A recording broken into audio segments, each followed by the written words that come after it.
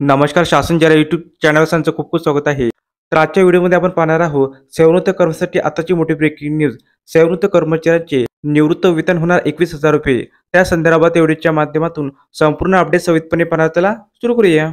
तुम्ही कर्मचारी भविष्य निर्वाह निधी आणि कर्मचारी पेन्शन योजनेत योगदान देत असाल तर तुमच्यासाठी एक महत्त्वाची बातमी येत आहे. सरकार EPF अंतर्गत पगार मर्यादा ₹15,000 ₹21,000 करण्याचा विचार करत आहे. पगार मर्यादा ₹21,000 हा प्रस्ताव मंजूर झाल्यास EPF आणि पेन्शन योजना योगदान मर्यादेत तिसरी वाढ होईल.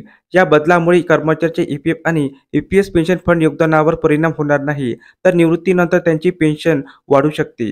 सध्या जर कर्मचाऱ्यांचा मूळ पगार हा ₹15,000 पेक्षा जास्त असेल तर तो कर्मचारी पेन्शन योजनेचा भाग बनू शकत नाही. तो जरी EPF मध्ये योगदान देत असला तरीही.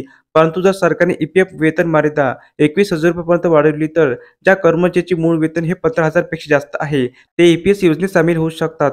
याचा अर्थ अधिक कर्मचारी आता EPS अंतर्गत पेन्शन प्राप्त करण्यास पात्र होऊ शकतात.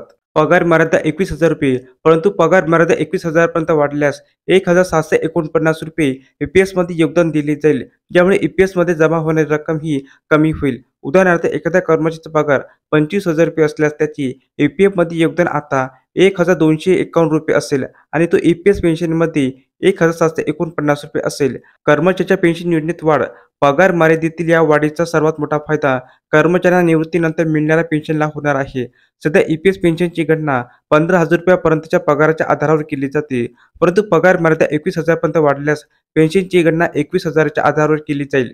तर अशा प्रकारे सेवानिवृत्त कर्मचारी संदर्भात अतिशय महत्त्वाची अपडेट या व्हिडिओच्या माध्यमातून आपण पाहिली आहे.